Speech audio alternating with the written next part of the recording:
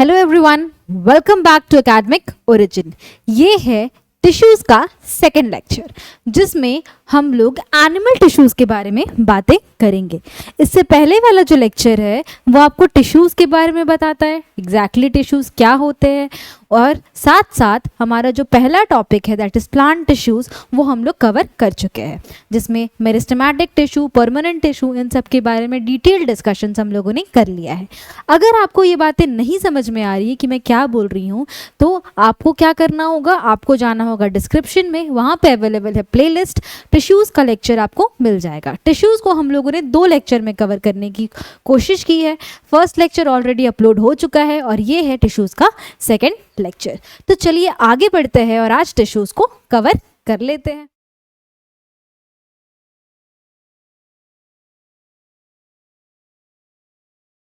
तो टिश्यूज़ में हम लोगों ने ये बात जान ली थी कि टिश्यूज़ क्या है, ग्रुप ऑफ वैसे सेल्स जो कि स्पेशलाइज्ड होते हैं अपने स्ट्रक्चर में, साथ साथ एक पर्टिकुलर फंक्शन परफॉर्म करने के लिए काम करते हैं, उनको हम लोग क्या बोलते हैं, टिश्यूज़ बोलते हैं। The group of cells that are similar in their origin and structure and are specialised to perform a particular function is known as tissues. तो ये बात हम लोगों ने पिछले लेक्चर में समझ ली थी।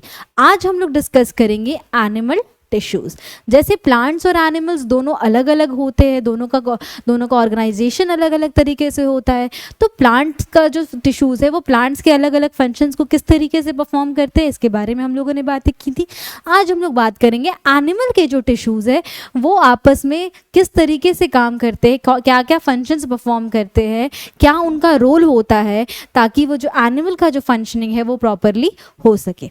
तो एनिमल टिश्यू को हम लोगों ने यहाँ पे क्लासीफाई कर दिया है 4 पार्ट्स में। ठीक है, एनिमल टिश्यू 4 पार्ट्स में क्लासिफाइड होते हैं। सबसे पहले हो जाता है हमारा एपिथेलियल टिश्यू। ना what is epithelial tissue? Epithelial tissue वैसा टिश्यू होता है जो कि कवरिंग की तरह एक्ट करता है, हमारे बॉडी के या फिर ऑर्गन्स के या फिर लाइनिंग को कवर करके रखता है, प्रोटेक्टिव शील्ड की तरह काम करता है। तो एपिथेलियल टिश्यू बेसिकली किस चीज़ में हेल्प करता है? कवरिंग ऑफ द बॉडी में हेल्प करता है। जैसे ऑर्गन्स हो गया, एक सेकेंड, ठीक है, कवरिंग में ये प्रेजेंट होते हैं। जैसे inner lining of the mouth हो गया, हमारा inner lining of the stomach हो गया, हमारा जो स्किन है वो भी एपिथेलियल टिश्यू की मदद से बना हुआ होता है। फिर आ गया कनेक्टिव टिश्यू। नाम ही बता रहा है कनेक्ट करने के काम आते हैं। हमारे बॉडी में वेरियस ऑर्गन्स है, जैसे मान लो बोन है तो 206 बोन्स हैं हमारे बॉडी में, तो वो बोन्स भी आपस में कनेक्टेड होने चाहिए। ठीक है, तो फिर हमारा जो मसल है वो भी बोन के साथ कनेक्टेड होना चाहिए। साथ साथ हमारे बॉडी में वेरियस जगह पर ट्रांसपोर्टेशन प्रोसेस चल रहा होता है, तो उसके लिए भी जो ऑर्गन्स है वो आपस में कनेक्टेड होना चाहिए। तो ये जो कनेक्शन बैठाता है वो होता है हमारा प्यारा कनेक्टिव टिश्यू। ठीक है, उसके बाद आ गया मस्कुलर टिश्यू। जैसे मैं अभी यहाँ खड़ा होकर मूवमेंट कर रही हूँ या मैं राइटिंग पार्ट कर रही हूँ, अगर आप कहीं चल कर जा रहे हो या फिर कोई भी मूवमेंट कर रहे हो, ये मूवमेंट सिर्फ और सिर्फ किसकी मदद से हो पाता है? मस्कुलर टिश्यू की मदद से हो पाता है। तो मस्कुलर टिश्यू किस चीज़ में हेल्प करता है? मूवमेंट में हेल्प करता है। अब मूवमेंट अपनी मर्जी से भी हो सकते, बिना मर्जी के भी हो सकते, इसके बारे में डिटेल डिस्कशंस कर लेंगे। तो सारा का सारा मूवमेंट जो हमारे बॉडी में मसल सेल्स जो भी मूवमेंट करते हैं वो किसके लिए, किस पे डिपेंड करते हैं, कौन इसके लिए रिस्पॉन्सिबल होता है? That is muscular tissue responsible होता है।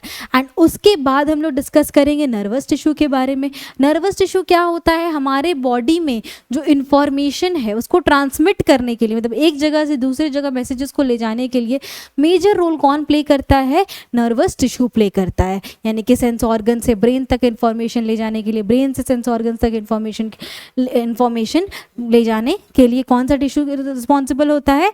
नर्वस टिश्यू रिस्पॉन्सिबल होता है। इसीलिए हम लोग इसे मैसेंजर भी बोलते हैं। मैसेंजर मतलब मैसेंजर की तरह काम करता है ये हमारा नर्वस टिश्यू। तो बेसिकली क्या हो गया? Animal tissue is classified into 4 parts. The first one is epithelial tissue which is the covering, यानी कि जो कवर करके रखता है हमारे बॉडी ऑर्गन्स को, या फिर स्किन हो गया, जैसे इनर लाइनिंग हो गया, इस जगह पे एपिथेलियल टिश्यू प्रेजेंट होता है। कनेक्टिव टिश्यू वेरियस ऑर्गन्स को आपस में कनेक्ट करके रखता है, ऑर्गन्स हो गए, बोन्स हो गए, इन सबको को आपस में एक दूसरे से कनेक्ट करके रखता है। फिर आगे मस्कुलर टिश्यू मूवमेंट में हेल्प करता है और नर्वस टिश्यू मैसेंजर की तरह काम करता है। अब एक एक करके हर टॉपिक के अंदर इन डेप्थ में घुसेंगे और समझेंगे कि नर्वस टिश्यू है तो उसके कितने टाइप्स हो गए, एपिथेलियल है तो उसके कितने टाइप्स हो गए, उसके हर टाइप का अपना एक अलग क्या फंक्शन होता है। तो वो समझने के लिए लेट्स गो आगे। ठीक है, तो सबसे पहले हम लोग बात करेंगे एपिथेलियल टिश्यू की। तो एपिथेलियल टिश्यू क्या है? द कवरिंग, मैंने अभी बताया ना, कवरिंग और protective tissue in the animal body को हम लोग क्या बोलते हैं? एपिथेलियल टिश्यू बोलते हैं। हमारे बॉडी में या फिर एनिमल बॉडी में जो भी कवरिंग होता है, जो भी प्रोटेक्टिव टिश्यू होता है, वो किसका बना, वो क्या कहलाता है? एपिथेलियल टिश्यू कहलाता है। एपिथेलियम हमारा मोस्ट ऑर्गन्स को कवर करता है और साथ साथ बॉडी के अंदर जो हॉलो पार्ट यानी कि जो कैविटीज होते हैं उसे भी कवर कर कर रखता है। ठीक है, साथ साथ ये बैरियर की तरह भी काम करता है ताकि जो बॉडी के जो डिफरेंट बॉडी ऑर्गन्स है वो आपस में, बॉडी ऑर्गन्स या सिस्टम से वो आपस में सेपरेटेड रहे। तो क्या क्या काम करता है? कवर तो करके रखता है, प्रोटेक्ट भी करता है, बॉडी के कैविटीज को फिल भी करता है विद इन से, और साथ साथ बैरियर की तरह भी एक्ट करता है ताकि जो बॉडी का जो वेरियस डिफरेंट बॉडी सिस्टम्स को आपस में एक दूसरे से अलग रखे, ताकि एक बैरियर क्रिएट हो सके। तो ये काम भी कौन करता है? एपिथेलियल टिश्यू करता है। एपिथेलियल टिश्यू के कुछ कैरेक्टरिस्टिक्स होते हैं। सबसे पहले जो एपिथेलियल टिश्यू के सारे सेल्स होते हैं वो टाइटली पैक्ड होते हैं आपस में। ये देखो, ये एपिथेलियल टिश्यू का डायग्राम है। ठीक है, हाँ देखो, ये एपिथेलियल टिश्यू के इंडिविजुअल सेल्स है, वो क्या कर रहे हैं? वो आपस में टाइटली अरेंज्ड है, साथ साथ एक टाइटली अरेंज्ड होने की तरह एक कंटिन्यूअस शीट बना देते हैं। ठीक है, या इनके बीच में कोई भी इंटरसेल्युलर स्पेसेस प्रेजेंट नहीं होता है, यानी कि वो आपस में कनेक्टेड होते हैं छोटे से कनेक्टिंग मटेरियल से, और उनके बीच में, हाँ, वो कनेक्टिंग मटेरियल से कनेक्टेड होते हैं और उनके बीच में नो इंटरसेल्युलर स्पेस, यानी कि उनके बीच में कोई भी इंटरसेल्युलर स्पेस प्रेजेंट नहीं होता है।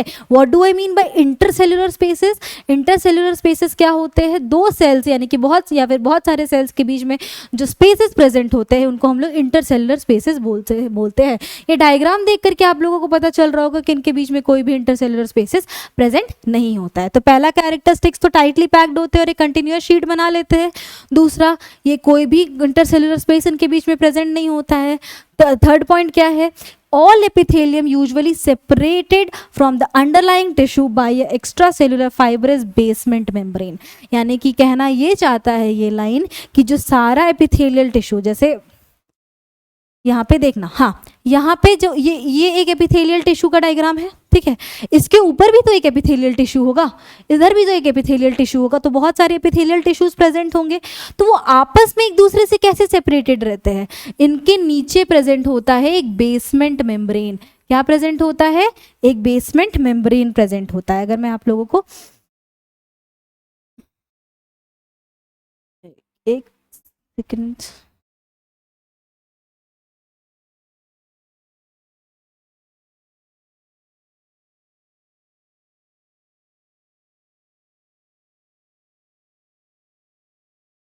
यहाँ पे देखना, ये बेसमेंट मेम्ब्रेन होता है। ये जो बेसमेंट मेम्ब्रेन है वो सारे के सारे एपिथेलियल टिश्यूज को एक दूसरे से सेपरेट करके रखता है। इसके नीचे जो भी एपिथेलियल टिश्यू होगा वो इससे कैसे सेपरेटेड होगा? एक बेसमेंट मेम्ब्रेन से सेपरेटेड होगा। आई बात समझ में? उसके बाद सेकेंड पॉइंट, आपस में एपिथेलियल टिश्यू किससे सेपरेटेड रहते हैं? एक बेसमेंट मेम्ब्रेन से सेपरेटेड रहते हैं। अब vascular tissue lacking distribution of blood cells, यानी कि ये तुम्हारा एक वैस्कुलर टिश्यू की तरह भी काम करता है। अब फर्दर क्लासिफिकेशन में पॉइंट ऐड किया हुआ है कि एपिथेलियल टिश्यू फर्दर और पार्ट्स में क्लासिफाइड होते हैं अपने फंक्शंस और अपने स्पेस और अपने अपीयरेंस के बेसिस पे। वो हम लोग आगे पढ़ेंगे। इसको अगर सम अप करते हैं तो सम अप क्या है? एपिथेलियल टिश्यू कवरिंग और प्रोटेक्टिव टिश्यू होता है। उसके कैरेक्टरिस्टिक्स क्या क्या है? तो सेल्स टाइटली पैक्ड होते हैं और एक कंटिन्यूअस शीट बना लेते हैं। दूसरा, इंटरसेल्युलर स्पेसेस उनके बीच में कम होता है। तीसरा क्या होता है? वो आपस में एक दूसरे से कैसे अलग रहते थे? एक बेसमेंट मेम्ब्रेन की मदद से अलग रहते हैं। ठीक है, तो ये सारे उसके कैरेक्टरिस्टिक्स हो गए। आगे हम लोग पढ़ेंगे एपिथेलियल टिश्यू के फर्दर क्लासिफिकेशंस, यानी कि ये जो फर्दर क्लासिफाइड होते, किस बेसिस पे क्लासिफाइड होते, कुछ अपने फंक्शंस के बेसिस पे क्लासिफाइड होते, कुछ अपीयरेंस के बेसिस पे क्लासिफाइड होते हैं। तो इसके बेसिस पे हम लोग various types of epithelial tissues पढ़ेंगे। अब अभी आप लोग नाम देखने जाओगे तो स्क्वैमस, कॉलमनर, क्यूबॉइडल, ये सब बहुत अलग अलग सा नाम नजर आएगा, लेकिन आपको क्या करना है, उसके कोर कॉन्सेप्ट को समझना है कि ये एग्जैक्टली कहना क्या चाहता है, एंड उसके बाद आपको सारी बातें आराम से क्रिस्टल क्लियर हो जाएंगी। तो आप एकदम ध्यान से देखिएगा। सबसे पहला हो गया हमारा स्क्वैमस एपिथेलियम टिश्यू, या फिर पेवमेंट एपिथेलियम भी इसे कहा जाता है। आप लोग अगर सिर्फ एक याद रखना चाहते हो तो ये याद रखना, सिंपल स्क्वैमस एपिथेलियम। पहला क्या है, सिंपल स्क्वैमस एपिथेलियम, ठीक है। इसको प्रोनाउंस कर लेना एक बार ताकि आपको का जो प्रोनाउंसिएशन है वो क्लियर हो जाए। Cells are extremely thin and, यहाँ पे फ्लैट होगा बाबू, फ्लैट, फैट नहीं, ठीक है। Cells are extremely thin and flat and form a delicate lining. देखो यहाँ पे, ये देखो,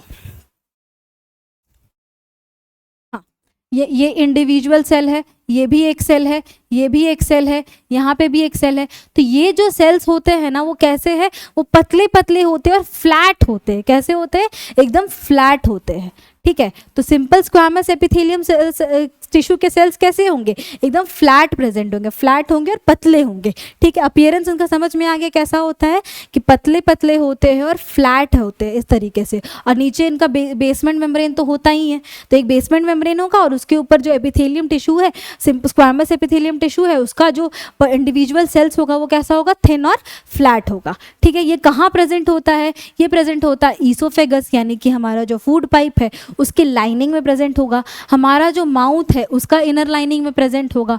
कहाँ प्रेजेंट होगा, ब्लड वेसल्स के लाइनिंग में प्रेजेंट होगा, एल्वियोली के लाइनिंग में प्रेजेंट होगा। फिर तुम्हारा कहाँ प्रेजेंट होगा, बुमान्स कैप्सूल के लाइनिंग में प्रेजेंट होगा। अब ये सारे टर्म समझ में नहीं आ रहे होंगे। ईसोफेगस तो समझ में आ गया, फूड पाइप है। माउथ समझ में आ गया, माउथ के लाइनिंग में प्रेजेंट होता है। ब्लड वेसल्स भी सिंपल है, आर्टरीज, वेन्स, कैपिलरीज होते हैं, उसके लाइनिंग में प्रेजेंट होता है।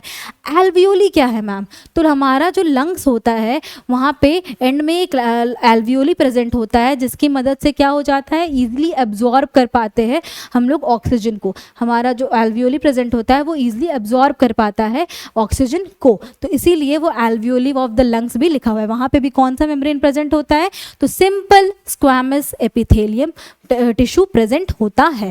साथ साथ ये लाइनिंग ऑफ द बुमान्स कैप्सूल, हमारा जो किडनी होता है वो यूरिन फॉर्मेशन के लिए रिस्पॉन्सिबल होता है। किडनी के अंदर छोटे छोटे फिल्टरिंग यूनिट्स प्रेजेंट होते हैं जिनको हम लोग नेफ्रॉन्स बोलते हैं, एंड उसी नेफ्रॉन्स का एक पार्ट है बुमान्स कैप्सूल। तो यहाँ बुमान्स कैप्सूल में भी प्रेजेंट होते हैं। कौन प्रेजेंट होता है, सिंपल स्क्वैमस एपिथेलियम प्रेजेंट होता है। सिंपल स्क्वैमस एपिथेलियम का स्ट्रक्चर कैसा होता है, तो वो पतले पतले यानी कि थिन और फ्लैट सेल से बना हुआ होता है। वो किससे अपने टिश्यू से सेपरेटेड रहता है, तो बेसमेंट मेम्ब्रेन से फर्दर सेपरेटेड रहता है। आई होप सो कि आपको ये सिंपल स्क्वैमस एपिथेलियम समझ में आ गया होगा। लेट्स गो आगे। अब हम लोग बात करेंगे स्ट्रैटिफाइड की। अब इसमें क्या डिफरेंस है ना, सिंपल स्क्वैमस में हम लोगों ने देखा था कि layer by layer, simple squamous में हम लोगों को क्या देखा था कि एक पतला लेयर है और वहाँ पे प्रेजेंट है। ऐसा ही पतला पतला बहुत सारा लेयर बन जाएगा एक के ऊपर एक, तो क्या बन जाएगा हमारा स्ट्रैटिफाइड स्क्वैमस एपिथेलियम। देख लेना, skin epithelial cells are arranged in many layers to prevent wear and tear, and since they are arranged in a pattern of layers of, it is called stratified squamous। देखना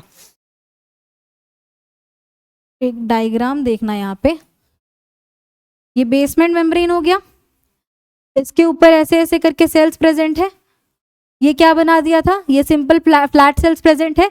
ये था हमारा simple squamous. क्या था, इतना, जब तक सिर्फ इतना था तो हमारा क्या था, सिंपल स्क्वैमस एपिथेलियम टिश्यू था। लेकिन अब क्या हो गया ना, इसके ऊपर और लेयर्स बनते गए, इसके ऊपर ऐसे ही पतले पतले फ्लैट सेल्स के और लेयर बनते गए। तो सिंगल जब तक था तब तक सिंपल स्क्वामस की तरह एक्ट कर रहा था, लेकिन बहुत सारे जब लेयर्स बन गए तो क्या बन गया हमारा स्ट्रैटिफाइड स्क्वामस। क्या बन गया? Stratified squamous epithelium tissue. क्या बन गया?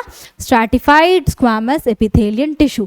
ये कहाँ प्रेजेंट होता है? तो हमारे स्किन में प्रेजेंट होता है, क्योंकि स्किन क्या होता है, वो आउटर इन्वायरमेंट से एक्सपोज्ड होता है, तो उसका वियर एंड टीयर को प्रिवेंट करने के लिए stratified squamous epithelium tissue present होता है। ठीक है, तो ज़्यादा कॉम्प्लेक्स नहीं है, बहुत सिंपल है। देख लेना, यहाँ पे क्या था, सिंगल लेयर था जिसपे फ्लैट और थिन सेल से बना हुआ था। ऐसे ही फ्लैट और थिन सेल्स मिलके जब बहुत सारे लेयर्स बना लिए तो क्या बन गया? स्ट्रैटिफाइड स्क्वामस एपिथेलियम टिश्यू बन गया। कहाँ प्रेजेंट होता है? स्किन में प्रेजेंट होता है। ठीक है, तो टू पार्ट्स, हम दो क्लासिफिकेशन हम लोगों ने पढ़ लिए, स्क्वामस, सिंपल स्क्वामस और स्ट्रैटिफाइड स्क्वामस। ठीक है, डायग्राम देख लो, यहाँ पे देखो layer by layer, layer by layer, layer by layer है। ठीक है, लेट्स गो आगे। हाँ, अब उसके बाद हमारा जो थर्ड टाइप है क्यूबॉइडल एपिथेलियम टिश्यू के बारे में। पहला दो तो क्लियर हो गया होगा, तीसरा वाला हमारा क्या बोलता है? क्यूबॉइडल एपिथेलियम टिश्यू ये बोलता है कि इसके जो सेल्स होते हैं ना, वो क्यूब शेप्ड सेल्स होते हैं। कैसे शेप्ड होते हैं? क्यूब शेप्ड के सेल्स इसमें प्रेजेंट होते हैं। ठीक है, ऐसा देखो, इस टाइप का क्यूब टाइप का शेप्स बना दे रहा है, मल्टीपल क्यूब शेप्ड बने हुए हैं, और बहुत सारे क्यूब शेप के सेल्स मिलकर के क्या बना देते हैं? हमारा क्यूबॉइडल एपिथेलियम टिश्यू बना देते हैं। ये कहाँ कहाँ प्रेजेंट होते हैं? तो forms the lining of kidney tubule and ducts of salivary gland. होता क्या है ना कि हमारा जो किडनी है वहाँ पे नेफ्रॉन्स प्रेजेंट होते हैं, वहाँ पे जब यूरिन का फिल्ट्रेशन प्रेजेंट हो रहा होता है तो किडनी ट्यूब्यूल्स यानी कि पतले पतले ट्यूब लाइक स्ट्रक्चर प्रेजेंट होते हैं। तो उस किडनी ट्यूब्यूल में भी क्या प्रेजेंट होता है? क्यूबॉइडल एपिथेलियम टिश्यू प्रेजेंट होता है। साथ साथ डक्ट्स ऑफ सैलिवरी ग्लैंड, हमारा जो सैलिवरी ग्लैंड होता है यहाँ पे प्रेजेंट होता है, मतलब सैलिवरी ग्लैंड जो प्रेजेंट होता है जिससे कि सलाइवा सेक्रीट होता है। सलाइवा किसके थ्रू ट्रैवल करता है? तो एक डक्ट यानी कि एक पाइप टाइप का एक ट्यूब्यूलर स्ट्रक्चर के थ्रू ट्रैवल करता है। वो जो ट्यूब्यूलर स्ट्रक्चर होता है उसको सैलिवरी ग्लैंड का डक्ट होता है, एंड उस डक्ट में भी क्या प्रेजेंट होता है? क्यूबॉइडल एपिथेलियम टिश्यू प्रेजेंट होता है। तो पहला स्क्वामस था फ्लैट शेल से, सिंपल स्क्वामस था फ्लैट सेल्स से बना हुआ था, फ्लैट और थिन। दूसरा क्या था? स्ट्रैटिफाइड स्क्वामस, वही flat sales layer by layer arrange होकर स्ट्रैटिफाइड बना दिया। क्यूबॉइडल एकदम सेपरेट है, वो क्यूब शेप्ड सेल्स की मदद से हमारा क्यूबॉइडल एपिथेलियम टिश्यू बना जाता है। और कहाँ प्रेजेंट होता है? तो किडनी ट्यूब्यूल्स में हो गया, फिर हमारा सैलिवरी ग्लैंड के डक्ट्स में हो गया, इन सब जगहों पे प्रेजेंट होता है। Let's go to the third type, that is fourth type of epithelial tissue, that is columnar epithelium tissue. Columnar epithelium tissue में क्या होता है ना कि ये जो हमारा सेल्स है वो लंबे लंबे टॉल सेल्स मिलकर के कॉलमनर एपिथेलियम टिश्यू बना दे। तो यहाँ पे देख लेना, स्ट्रक्चर से ही तुम लोगों को समझ में आ जाएगा कि जो सेल्स है वो लंबे लंबे टॉल सेल्स होते हैं, कॉलम की तरह दिख रहे होते हैं, इसीलिए इसे क्या कहा जाता है? इसीलिए इसे कहा जाता है कॉलमनर एपिथेलियम टिश्यू कहा जाता है। कैसे सेल्स को कंसिस्ट करता है? तो टॉल सेल्स को कंसिस्ट करता है। कहाँ प्रेजेंट होता है? तो inner lining of the intestine where absorption and secretion occurs, यानी कि हमारा जो स्मॉल इंटेस्टाइन के इनर लाइनिंग में प्रेजेंट होता है, जहाँ पे इसे अब्जॉर्ब हो रहा होता है फूड, या फिर कुछ सिक्रीट हो रहा होता है, यानी कि कुछ एंजाइम्स वगैरह होते हैं वो सिक्रीट हो रहे होते हैं, तो वहाँ प्रेजेंट होता है, या फिर जहाँ पे अब्जॉर्ब हो रहे होते हैं वहाँ पे प्रेजेंट होता है। Basically inner lining of the intestine में प्रेजेंट होता है। साथ साथ ये क्या चीज़ फैसिलिटेट करता है? तो movement across the epithelial barrier, यानी कि जो बैरियर की तरह एक्ट करता है ना एपिथेलियल टिश्यू, उससे भी मूवमेंट में ये हेल्प करता है। The cells of the columnar epithelium modified to 3 types of epithelia. इतना डिटेल में नहीं पढ़ना है, इसके बाद हम लोग आगे पढ़ेंगे, ये बात पढ़ेंगे कि कॉलमनर एपिथेलियम में जब हेयर लाइक प्रोजेक्शंस प्रेजेंट होते हैं तब उसे हम लोग सीलिया कहते हैं। देखो, जैसे ये कॉलमनर एपिथेलियम है, डायग्राम देख लेना। हाँ, ये कॉलमनर एपिथेलियम है। जब यहाँ पे ऊपर में हेयर लाइक प्रोजेक्शंस लंबे लंबे लंबे लंबे लंबे लंबे प्रेजेंट होंगे, इनको हम लोग क्या बोलते हैं? इनको सीलिया बोलेंगे। ठीक है, इनको हम लोग क्या बोलेंगे? सीलिया बोलेंगे। तो वैसे कॉलमनर एपिथेलियम जिसमें लंबे लंबे हेयर लाइक प्रोजेक्शंस यानी कि सीलिया प्रेजेंट होगा, वो क्या बना देगा? सीलिएटेड कॉलमनर एपिथेलियम टिश्यू बना देगा। कैसा टिश्यू बना देगा? सीलिएटेड कॉलमनर एपिथेलियम टिश्यू बना देगा। सीलिएटेड कॉलमनर एपिथेलियम टिश्यू के सेल्स में क्या प्रेजेंट होगा? तो सीलिया प्रेजेंट होगा।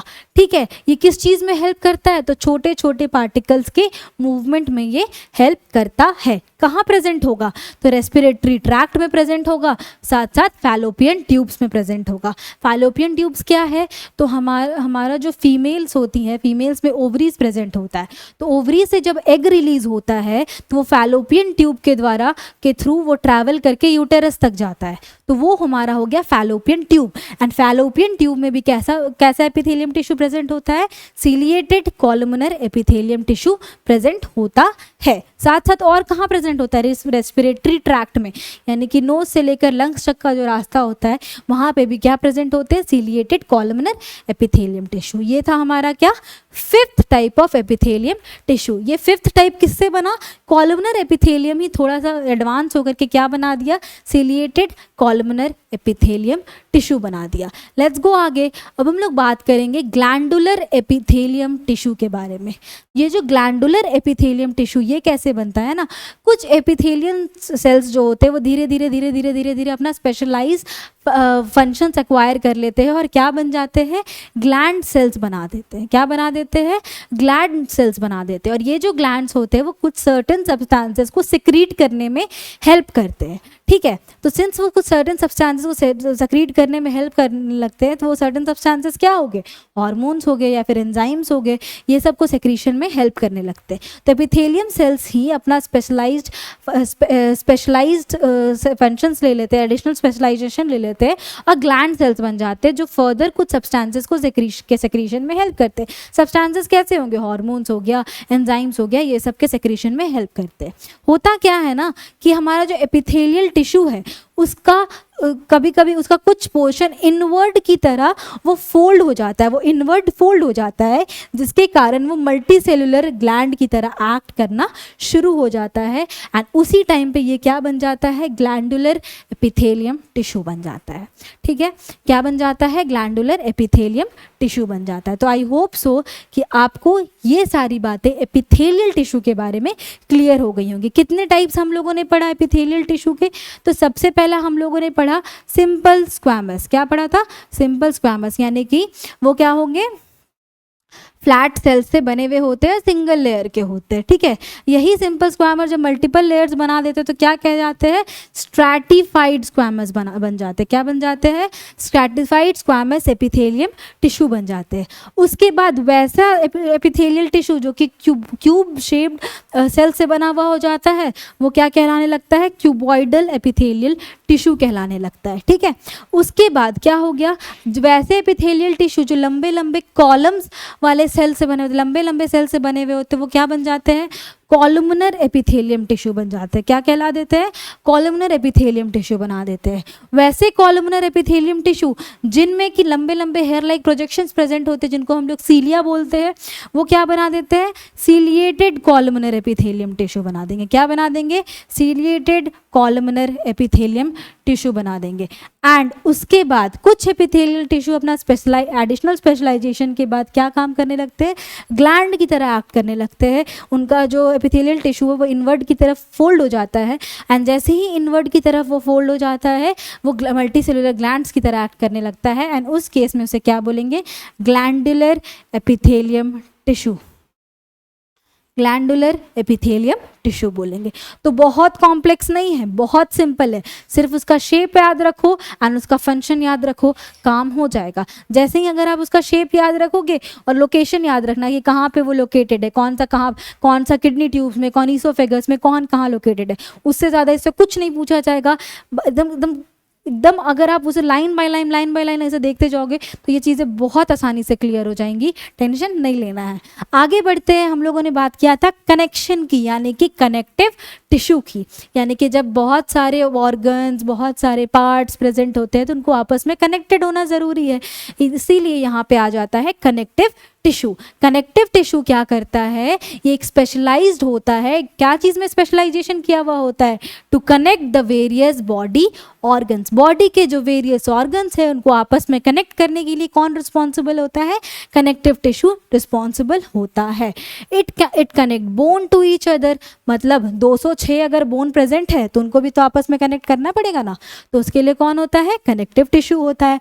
मसल्स है उनको भी बोन से कनेक्ट करना पड़ेगा तभी तो मूवमेंट पॉसिबल है, उसके लिए भी कनेक्टिव टिश्यू होता है, ठीक है।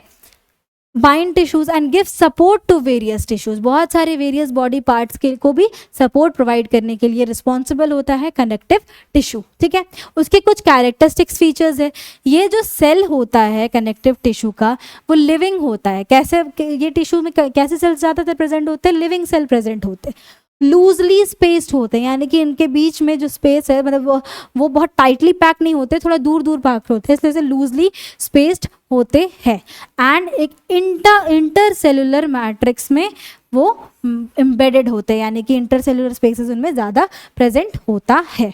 जहाँ पे वो एम्बेडेड होंगे उनका मैट्रिक्स जेली लाइक हो सकता है, फ्लूइड हो सकता है, डेंस हो सकता है, रिजिड हो सकता है, डिपेंड करता है उनका फंक्शन पे, यानी कि वो कुछ मैट्रिक्स में एम्बेडेड होते हैं, अटके रहते हैं, ठीक है। उनका जो मैट्रिक्स हो सकता है वो जेली लाइक भी हो सकता है, फ्लूइड हो सकता है, डेंस भी हो सकता है और रिजिड भी हो सकता है। ये किस पे डिपेंड करता है, टिश्यू का क्या फंक्शन है उस पर ये डिपेंड करेगा।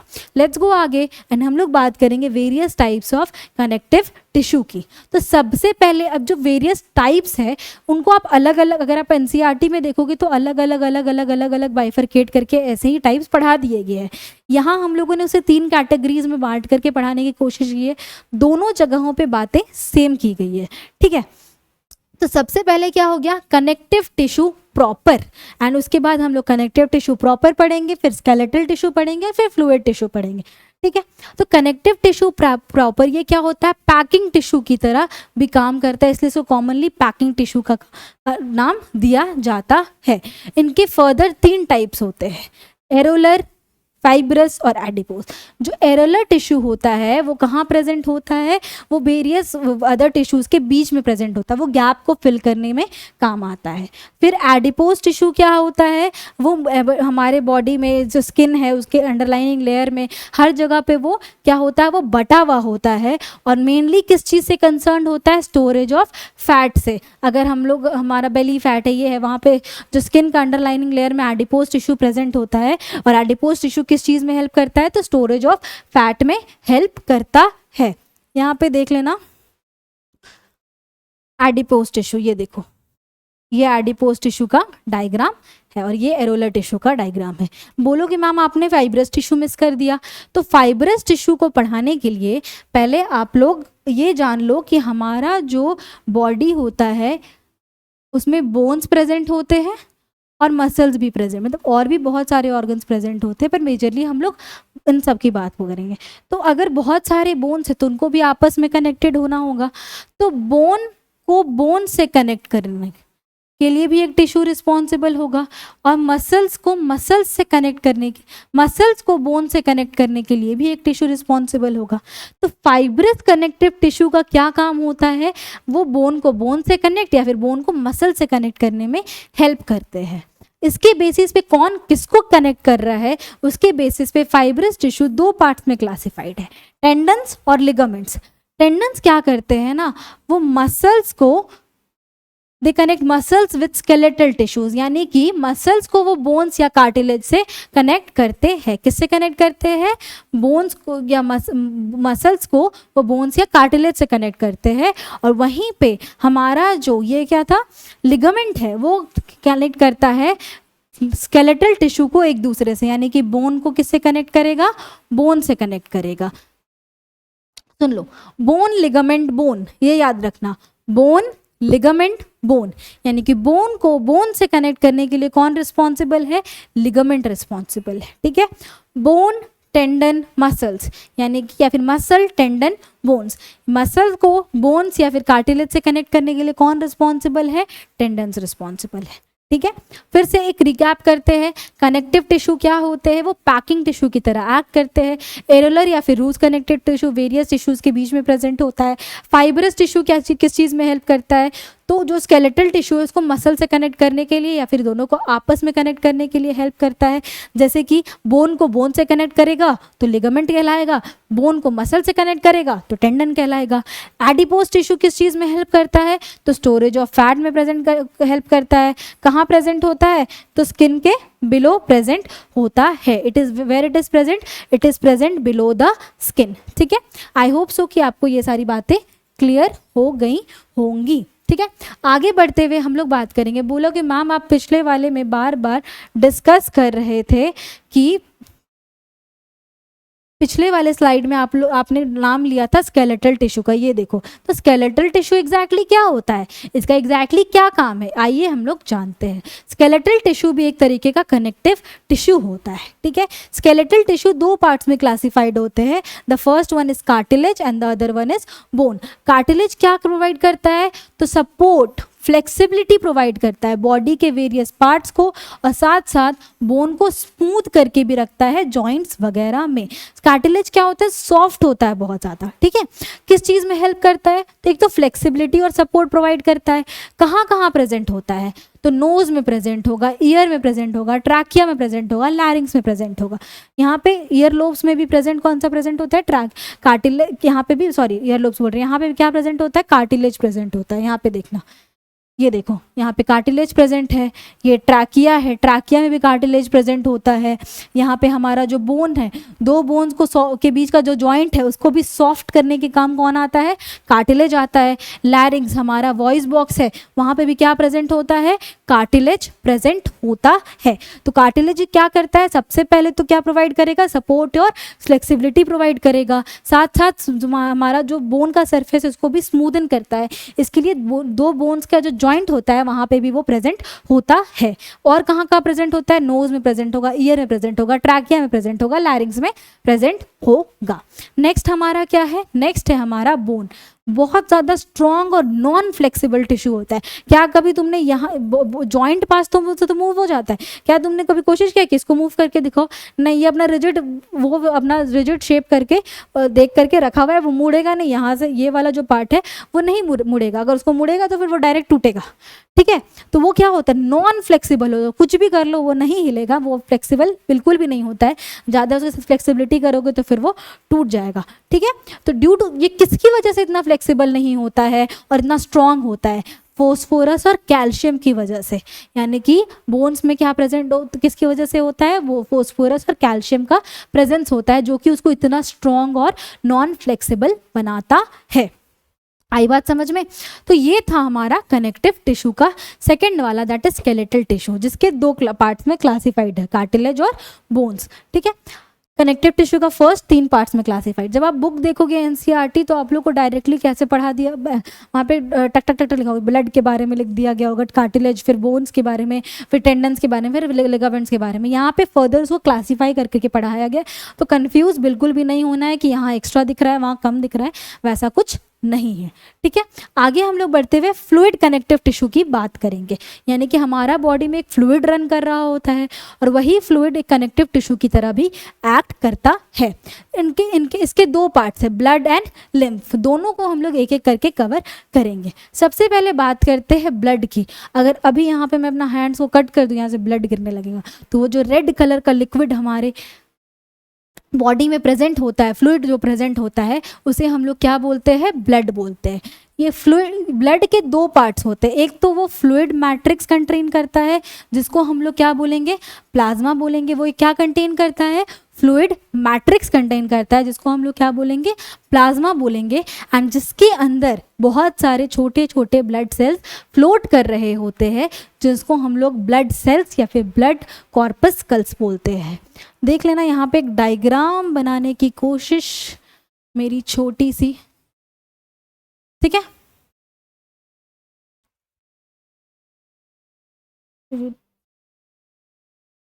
ये हो गया हमारा ब्लड वेसल्स। जिसके अंदर वो ब्लड कैरी कर रहे होते हैं। इसके अंदर में येलो येलो कलर का प्लाज्मा प्रेजेंट होता है जिसको फ्लूइड मैट्रिक्स बोलेंगे। ये जो येलो येलो कलर का जो प्रेजेंट होता है इसे हम लोग क्या बोलेंगे, फ्लूइड मैट्रिक्स या फिर प्लाज्मा बोलेंगे। प्लाज्मा में क्या क्या प्रेजेंट होता है, प्लाज्मा क्या क्या कंटेन करता है, तो plasma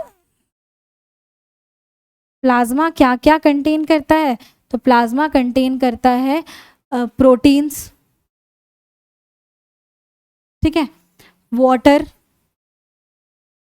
salt, amino acids, protein के ही सिंपलर फॉर्म्स होते हैं। ये सब चीज़ों से मिलकर के क्या बना हुआ होता है, प्लाज्मा बना हुआ होता है, जो कि एक फ्लूइड मैट्रिक्स है।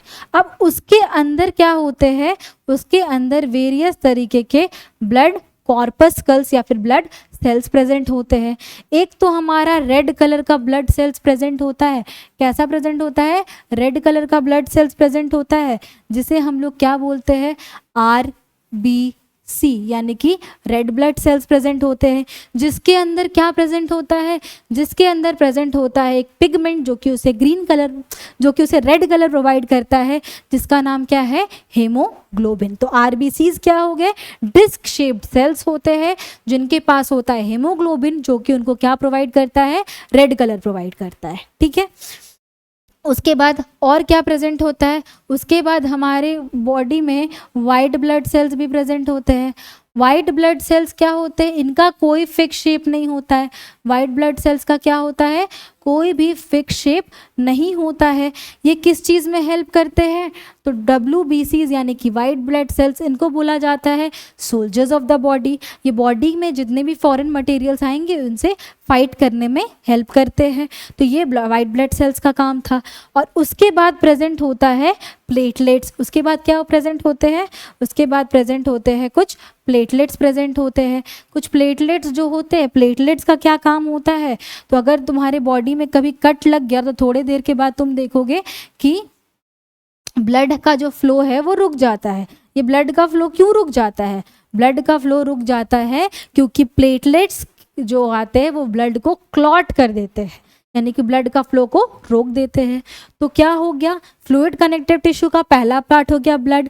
ब्लड किस किस चीज़ से बना हुआ होता है, तो उसमें एक फ्लूइड मैट्रिक्स होता है जिसको प्लाज्मा कहते हैं, और प्लाज्मा के अंदर क्या प्रेजेंट होते हैं, कुछ ब्लड सेल्स प्रेजेंट होते हैं। ये जो येलो येलो पार्ट दिख रहा है, दिस इज प्लाज्मा। प्लाज्मा किस चीज़ का बना होता है, protein, water, salts, amino acids का बना हुआ होता है। इसके अंदर जो ब्लड सेल्स या फिर ब्लड कॉर्पस्कल्स होते हैं, 3 टाइप के होते हैं, RBC, WBC और प्लेटलेट्स। RBCs किस चीज़ में हेल्प करते हैं, तो RBCs हेमोग्लोबिन कंटेन करते हैं जो कि उसे रेड कलर प्रोवाइड करता है। साथ साथ ये ऑक्सीजन वगैरह का ट्रांसपोर्टेशन में हेल्प करते हैं, जो आप लोग 10th स्टैंडर्ड में पढ़ोगे कि कैसे होता है। फिर WBCs होता है वाइट ब्लड सेल्स। ये जो वाइट ब्लड सेल्स होता है ये क्या बोलता है, सोल्जर्स ऑफ द बॉडी होता है। ये फाइट करेगा जितने भी फॉरेन मटेरियल्स हो गए उनसे। फिर प्लेटलेट्स होता है जिनका काम है ब्लड क्लॉट करना, यानी कि अगर कभी कटवट लग गया तो ब्लड का जो एक्स्ट्रा फ्लो है उसको भी प्रिवेंट करेगा। समझ में आया, यहाँ तक कोई डाउट, यहाँ पे यही लिखा हुआ है, यहाँ पे घबराना मत। RBC एंथ्रोसाइट, एरियोसाइट्स लिखा हुआ है, यहाँ पे स्पेलिंग गलत है, एंथ्रोसाइट्स। RBCs का दूसरा नाम क्या होता है, एंथ्रोसाइट्स होता है। फिर हमारा जो WBC है उसका दूसरा नाम ल्यूकोसाइट्स और फिर ब्लड वेसल्स। इतना कॉम्प्लेक्स आप लोग को याद करने की जरूरत नहीं। यहाँ पे इमेजेस RBC, WBC और प्लेटलेट्स के इमेजेस यहाँ पे प्रेजेंट है। लेट्स गो आगे। आगे हम लोग बात करेंगे लिम्फ के बारे में।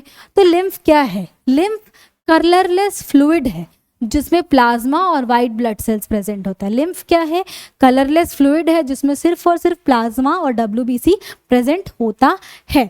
Lymph scapes out from the blood capillaries into blood tissue and flows in lymph vessels. Lymph कहाँ फ्लो करता है, तो लिम्फ वेसल्स में फ्लो करता है। इसका फंक्शंस क्या है, तो लिम्फ का जो फंक्शंस है ये exchange of materials between tissues and blood and also protects the body against infection.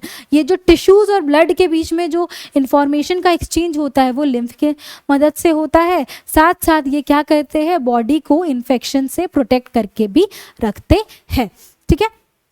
तो यहाँ पे हम लोग कंप्लीट करते हैं various types of connective tissue.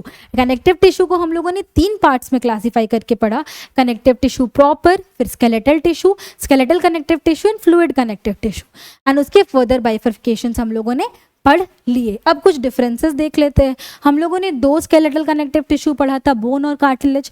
दोनों में क्या डिफरेंस होता है? तो सबसे पहले तो बोन हार्ड होता है और नॉन फ्लेक्सिबल होता है। बोन कैसा होता है? हार्ड होता है और नॉन फ्लेक्सिबल होता है। वहीं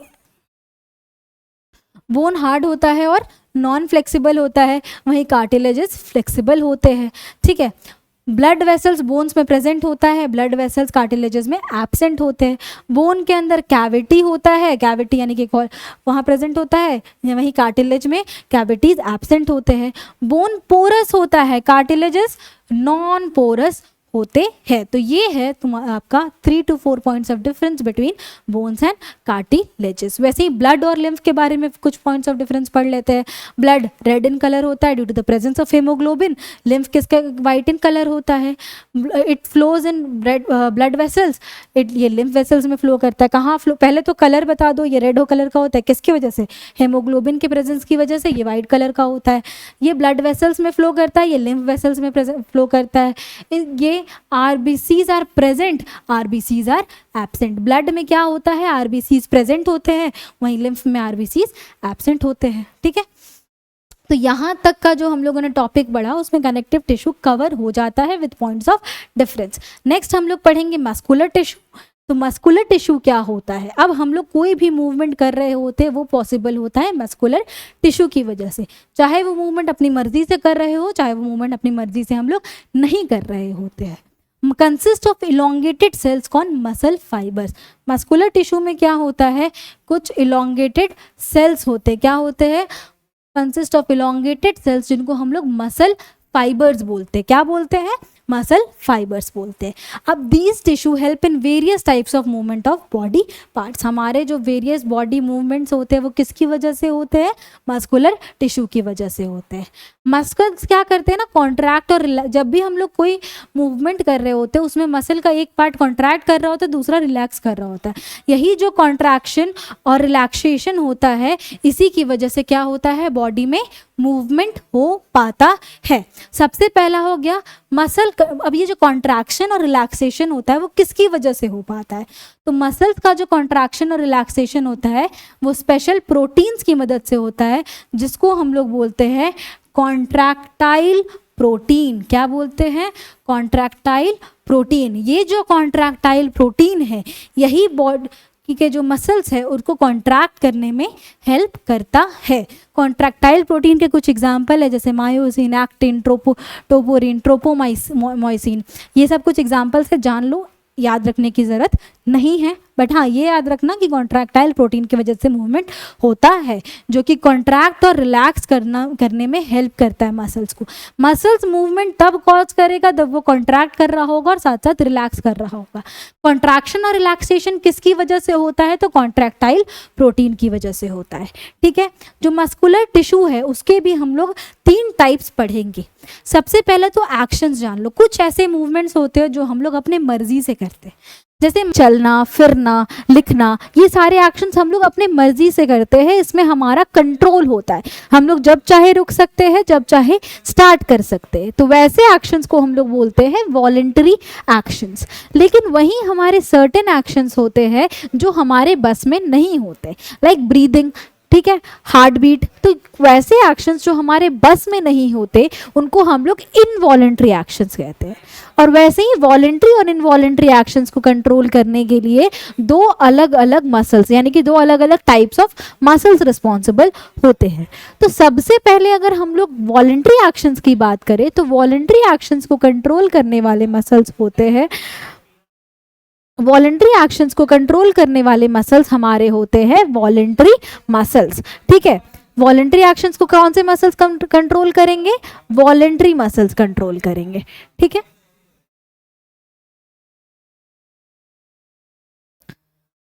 तो वैसे मसल्स जो कि वॉलेंट्री यानी कि अपने मर्जी से करने वाले कामों को कंट्रोल कर रहे होंगे उनको हम लोग क्या बोलेंगे, वॉलेंट्री मसल्स बोलेंगे।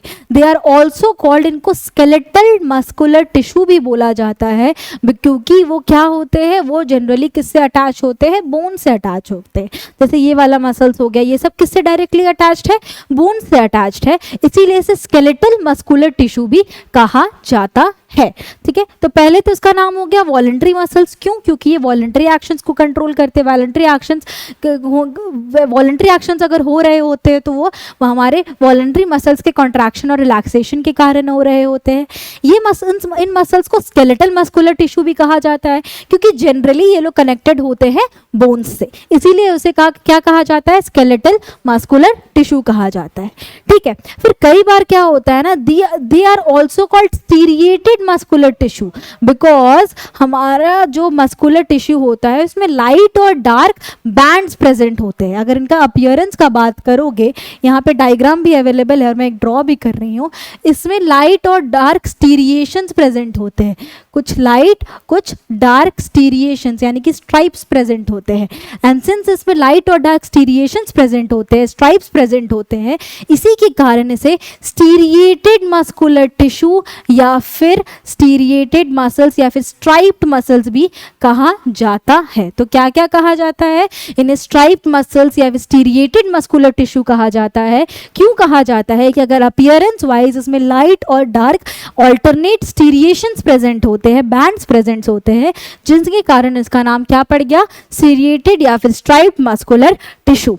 कैसे होते हैं, लॉन्ग होते हैं, सिलेंड्रिकल होते हैं, अनब्रांच्ड होते हैं और मल्टी सेलुलर होते हैं, यानी कि बहुत सारे न्यूक्लियस इसमें प्रेजेंट होते हैं।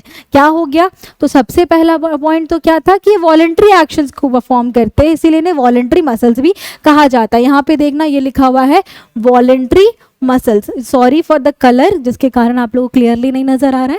वॉलेंट्री मसल्स कहा जाता है क्योंकि वो वॉलेंट्री एक्शंस को कंट्रोल करने वाले मसल्स होते हैं, परफॉर्म करने वाले मसल्स होते हैं। ठीक है, फिर उनमें क्या होता है, जनरली ये बोन से डायरेक्टली अटैच होते हैं, इसीलिए उन्हें स्केलेटल मसल्स भी कहा जाता है। क्या कहा जाता है, स्केलेटल मस्कुलर टिश्यू भी कहा जाता है।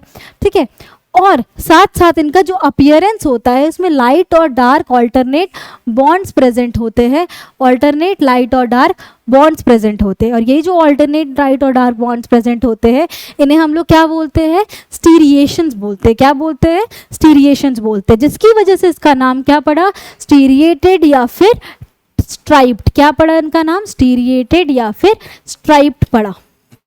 ठीक है, साथ साथ इनका शेप कैसा होता है, लॉन्ग होते हैं, लंबे होते हैं। किस शेप के होते हैं, तो भाई सिलेंड्रिकल शेप के होते हैं। ब्रांचिंग प्रेजेंट है क्या, मतलब ये ऐसे ऐसे करके आगे जाके बढ़ रहा है क्या, तो नहीं, ये आगे जाके नहीं बढ़ रहा है, इसलिए इसे अनब्रांच्ड होते हैं। साथ साथ क्या होते हैं, दे हैव मेनी न्यूक्लियस, इनमें बहुत सारे न्यूक्लियस प्रेजेंट होते हैं। ठीक है, आई होप सो कि आपको स्टीरिएटेड मसल्स का बात समझ में आ गया होगा। फिर आ जाता है इनवॉलेंट्री मस्कुलर टिश्यू, यानी कि वैसे एक्शंस जो हमारे कंट्रोल में नहीं होते उनको हम लोग इनवॉलेंट्री एक्शंस बोलते हैं। और सिंस वो सारे एक्शंस को कौन कंट्रोल करता है, हमारा मस्कुलर टिश्यू कंट्रोल करता है। कौन सा मस्कुलर टिश्यू कंट्रोल करता है, तो इनवॉलेंट्री मस्कुलर टिश्यू। यहाँ पे मैं ऊपर में इसलिए लिख रही हूँ क्योंकि आप लोग को शायद ये कलर के कारण ये नज़र नहीं आ रहा होगा। तो इनका नाम इनवॉलेंट्री मस्कुलर टिश्यू क्यों पड़ा, क्योंकि इनवॉलेंट्री एक्शंस को कंट्रोल करने के लिए ये रिस्पॉन्सिबल होते हैं। साथ साथ इनमें कोई भी स्टीरिएशंस प्रेजेंट नहीं होता, लाइक ये इस तरीके के शेप के प्रेजेंट होते हैं और इनमें कोई भी स्टीरिएशंस प्रेजेंट नहीं होता है, यानी कि कोई भी लाइट और डार्क बैंड्स प्रेजेंट नहीं होते, जिसकी वजह से इनको स्मूथ मस्कुलर टिश्यू भी कहा जाता है। ठीक है, स्मूथ मस्कुलर टिश्यू भी कहा जाता है क्योंकि वो अटैच होते हैं स्मूथ ऑर्गन से, पहली बात तो अटैच होते हैं, साथ साथ इनमें कोई भी स्टीरिएशंस प्रेजेंट नहीं होते हैं, इसीलिए इन्हें क्या कहा जाता है, अनस्टीरिएटेड मस्कुलर टिश्यू भी कहा जाता है। चलो वापस से रिकैप करते हैं। इनवॉलेंट्री मस्कुलर टिश्यू क्यों कहा जाता है? क्योंकि सारे के सारे इनवॉलेंट्री एक्शंस परफॉर्म करते हैं, इसके कारण इसलिए इसे इनवॉलेंट्री मस्कुलर टिश्यू भी कहा जाता है। दूसरी बात, इसे स्मूथ मस्कुलर टिश्यूज भी कहा जाता है। क्यों स्मूथ मस्कुलर टिश्यू कहा जाता है? क्योंकि बॉडी के सारे स्मूथ ऑर्गन के साथ अटैच होते हैं, साथ साथ इनमें कोई भी स्टीरिएशंस प्रेजेंट नहीं होता है, कोई भी light and dark bands present नहीं होते, जिनके कारण इसे अनस्टीरिएटेड मस्कुलर टिश्यू कहा जाता है ड्यू टू एब्सेंस ऑफ स्टीरिएशंस। ठीक है, उसके बाद सेल्स कैसे होते हैं? लॉन्ग होते हैं विथ पॉइंटेड एंड्स होते हैं, यानी कि स्पिंडल शेप, एंड्स इनका पॉइंटेड होगा और लॉन्ग होंगे, इस टाइप का इनका स्ट्रक्चर प्रेजेंट होगा। एंड पॉइंटेड है और लॉन्ग है, इसलिए इनको क्या बोलते हैं? स्पिंडल शेप बोलते हैं, we call it spindle shape. And uninucleated होते हैं। क्या होता है? यूनिन्यूक्लिएटेड, यानी कि सिंगल न्यूक्लियस प्रेजेंट होगा। इनके सेल्स में कितना न्यूक्लियस प्रेजेंट होगा? सिंगल न्यूक्लियस प्रेजेंट होगा। यहाँ पे मल्टी न्यूक्लिएटेड, यहाँ पुराने वाला जो स्टीरिएटेड मसल्स हम लोगों ने पढ़ा था वो क्या था? मल्टी न्यूक्लिएटेड था, यानी कि इसमें बहुत सारे न्यूक्लियस प्रेजेंट होंगे, लेकिन ये क्या है? यूनी न्यूक्लिएटेड है। ठीक है, ये कहाँ कहाँ मिलते हैं, कहाँ फाउंड होते हैं? तो एलिमेंट्री कैनाल में फाउंड होते हैं, क्योंकि जब आप फूड वगैरह खाते हो तो क्या आप एलिमेंट्री कैनाल को इंस्ट्रक्ट करते हो कि आप अपना वेव लाइक मूवमेंट यानी कि पेरिस्टालसिस मूवमेंट चलाओ ताकि आप फूड ईजिली मूव कर सके? नहीं ना। फूड अंदर जाने के बाद वो किस तरीके से ट्रैवल करेगा, क्या आपके कंट्रोल में है कि अभी फूड चलो तुम स्टमक में चल जाओ, अभी आप इंटेस्टाइन में चल जाओ, आप स्मॉल इंटेस्टाइन में चलो, लार्ज इंटेस्टाइन, ये हमारे कंट्रोल में नहीं होता। इसलिए वैसे वहाँ पे कौन से मसल्स प्रेजेंट होंगे? इनवॉलेंट्री मसल्स प्रेजेंट होंगे, क्योंकि वो क्या कर रहे हैं? इनवॉलेंट्री एक्शन परफॉर्म कर रहे हैं। तो एलिमेंट्री कैनाल में, ब्लड वेसल्स में प्रेजेंट होंगे, आइरिस ऑफ द आई में प्रेजेंट होगा, यूरेटर्स में प्रेजेंट होंगे and bronchi of the lungs में प्रेजेंट होंगे। ना व्हाट इज ब्रोंकाई? यहाँ देखना, ये हमारा विंड पाइप है, विंड पाइप फर्दर दो पार्ट में बढ़ जाता है, दो ब्रांचेस में, इनको हम लोग ब्रोंकाई बोलते हैं, एंड ब्रोंकाई फर्दर और ब्रांचेस में बढ़ जाता है, इसको ब्रोंक्यूल्स बोलते हैं। तो लंग्स का जो ब्रोंकाई होता है उसमें भी हमारे अनस्टीरिएटेड मस्कुलर टिश्यू यानी कि इनवॉलेंट्री मस्कुलर टिश्यू यानी कि स्मूथ मस्कुलर टिश्यू प्रेजेंट होता है। तो इनके कितने नाम होंगे? इनके 3 नाम होंगे, involuntary muscular tissue, smooth muscular tissue, unstriated muscular tissue. ठीक है, आई होप सो कि आपको ये बातें क्लियर हो गई होंगी। अब हम लोग आगे बढ़ते हैं, आगे हम लोग बात करेंगे कार्डियक मस्कुलर टिश्यू के बारे में। ठीक है, कार्डियक मस्कुलर टिश्यू क्या होते हैं? वैसे मस्कुलर टिश्यू जो कि रिस्ट्रिक्टेड होते हैं, कहाँ पे? हार्ट के वॉल्स में। कहाँ प्रेजेंट होंगे? जो हमारा जो दिल है उसके वॉल्स में कौन सा मस्कुलर टिश्यू प्रेजेंट होता है? कार्डियक मस्कुलर टिश्यू प्रेजेंट होता है। ठीक है, स्टीरिएट, इसमें क्या होता है ना, इसमें भी striations, light and dark bands present होंगे, इसीलिए इसे स्टीरिएटेड इनवॉलेंट्री मस्कुलर टिश्यू भी कहा जाता है। क्यों स्टीरिएटेड इनवॉलेंट्री मस्कुलर टिश्यू कहा जाता है? क्योंकि हमारा जो हार्ट बीट है वो हमारे कंट्रोल में नहीं होता है, कि दिल कितना धड़केगा, कब धड़केगा, ये आपके कंट्रोल में नहीं होता है। हार्ट का काम है ब्लड को पंप करते जाना, वो पंप करता जाएगा, हार्ट बीट करता जाएगा। आप ऐसा नहीं बोल सकते दिल यार अभी तुम मत धड़को, तो ये आपके कंट्रोल में नहीं होता है। तो स्टीरिएटेड इनवॉलेंट्री मस्कुलर टिश्यू इसलिए कहा जाता है क्योंकि इनवॉलेंट्री एक्शन होता है, एंड दूसरी बात इसमें स्टीरिएशंस प्रेजेंट होते हैं। ठीक है, इसका जो मूवमेंट है वो हमारे विल पे, हमारी चाहत पे कंट्रोल नहीं होता है, इसीलिए इसे क्या कहा जाता है? Striated involuntary muscular tissue. Next हम लोग बात करेंगे heart muscles are cylindrical, branched and uninucleated. कैसा होता है? सबसे पहले तो सिलेंड्रिकल शेप का होगा, इस तरीके से कुछ इसका स्ट्रक्चर होता है।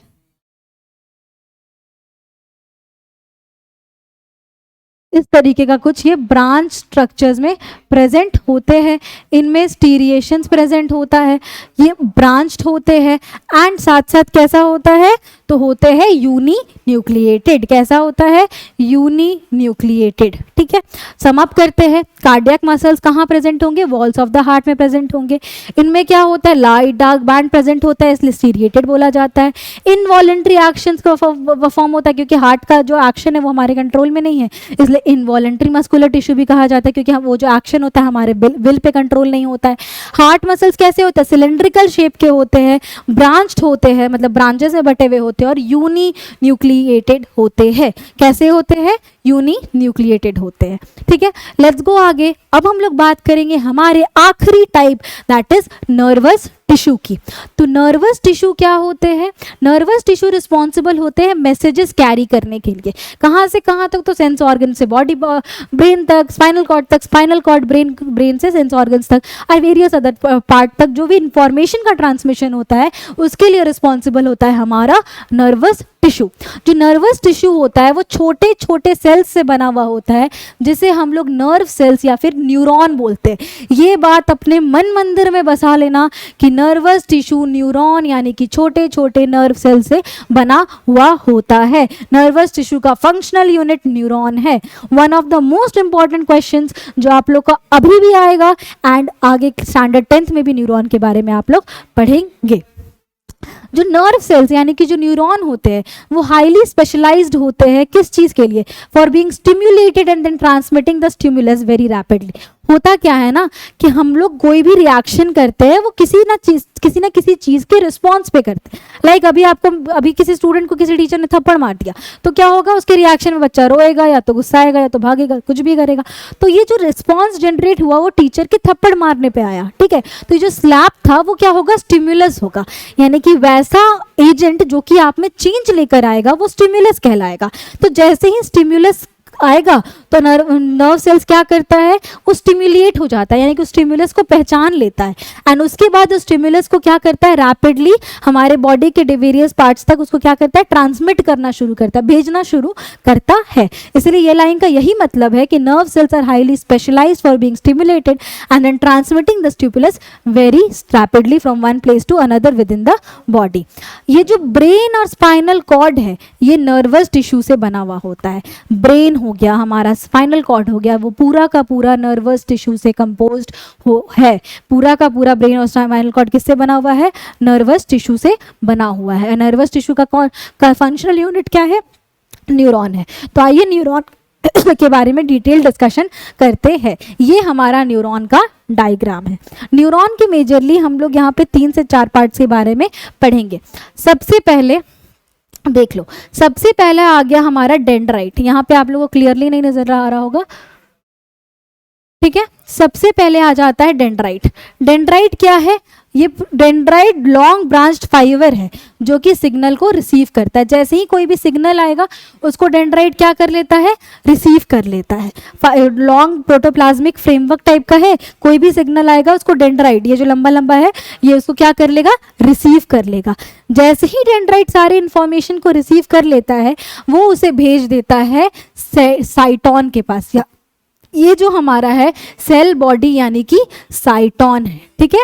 साइटोन लार्ज सेंट्रल न्यूक्लियस प्रेजेंट होता है इसमें और साइटोप्लाज्म प्रेजेंट होता है। यानी कि ये जो पूरा का पूरा अगर हमारा क्या है, सेल बॉडी है, यानी कि साइटोन, सेल बॉडी को साइटोन भी कहते हैं, उसके अंदर एक सेंट्रल न्यूक्लियस प्रेजेंट होगा एंड साथ और उसमें क्या प्रेजेंट होंगे, साइटोप्लाज्म प्रेजेंट होंगे। तो सबसे पहला हमारा है डेंड्राइट जो कि फाइब्रस होता है, जो कि किसी भी इंफॉर्मेशन को क्या कर लेता है, एक्वायर कर लेता है, ठीक है। उसके बाद आ गया हमारा सेल बॉडी यानी कि साइटोन, जिसमें होता है एक बड़ा सा न्यूक्लियस और साइटोप्लाज्म होता है, ठीक है। फिर जो डेंड्राइट से इंफॉर्मेशन किसके पास चला जाएगा, सेल बॉडी के पास चला जाएगा। Information travels from dendrite to किसके पास चला जाएगा, सेल बॉडी यानी कि साइटोन के पास चला जाएगा, ठीक है। सेल बॉडी के पास चला गया। अब सेल बॉडी से यहाँ से एक लंबा सा, अगर आप लोग देख रहे होगे, ये लंबा सा एक ट्यूबुलर स्ट्रक्चर प्रेजेंट है। Single long conducting fibre extend कहाँ से कर रहा है, हमारा सेल बॉडी से लेके एंड तक एक्सटेंड कर रहा है, जिसको हम लोग एक्सॉन बोलेंगे। क्या बोलेंगे, एक्सॉन। डेंड्राइट से गया इंफॉर्मेशन किसके पास, हमारा साइटोन के पास, साइटोन से इंफॉर्मेशन गया एक्सॉन के पास। एक्सॉन एक लंबा सा फाइबर स्ट्रक्चर होता है जो कि इंफॉर्मेशन को सेल बॉडी से नर्व के एंडिंग यानी कि आखिरी पार्ट तक लेकर जाता है, तो ठीक है। सेल बॉडी से इंफॉर्मेशन किसके पास गया, एक्सॉन के पास गया। एक्सॉन से इंफॉर्मेशन गया हमारे नर्व एंडिंग के पास, क्या गया, नर्व एंडिंग के पास।